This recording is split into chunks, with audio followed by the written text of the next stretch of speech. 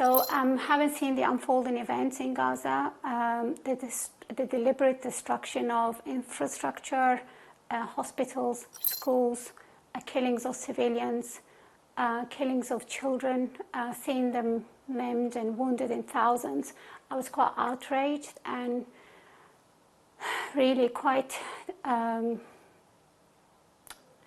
was just heartbroken. So I wanted to really go out there and help, and in a literal sense, just as an anaesthetist, to help with the pain of the victims, especially children. So I was quite keen to go, and I went. You hear these sounds of bombardment and constantly. You don't go without 3 hours, few hours perhaps, without hearing some explosions, some sort of explosions. It's quite intense on a daily basis.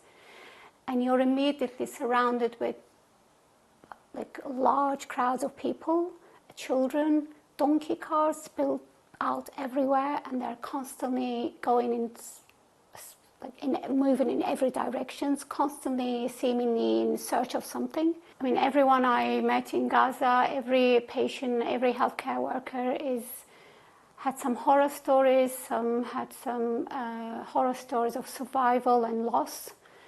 And I've had so many unforgettable memories especially with my pediatric patients. I felt, leaving them behind, I felt really guilty, and I felt that I could leave. I had the option to leave, but unfortunately they couldn't leave. And most of them wanted to leave. Most of them wanted this horror to end, but it was just a nightmare for them. So the guilt that I could leave and they couldn't was immense. And I still worry about them every day. So I think about them every day.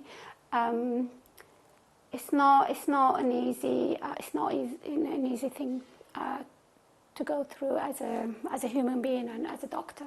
These injuries are complicated. They would need long-term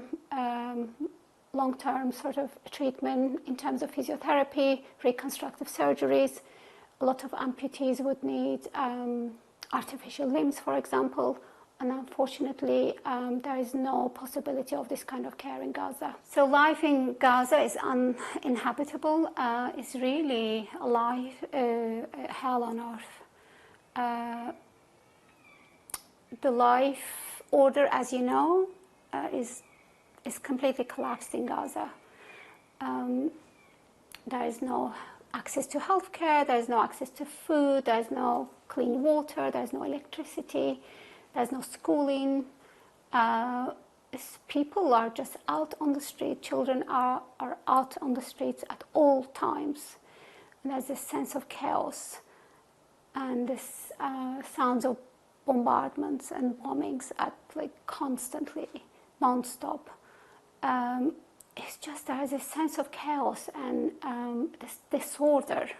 It's really it's quite disturbing. It's quite overwhelming, and trying to give some sort of healthcare in this chaos was challenging. We had huge numbers of patients. We had limited equipment, limited medication, and we were trying to. It was also difficult to discharge these patients because they had nowhere to go, and a lot of patients still needed some complicated care at home, but they had no home to go.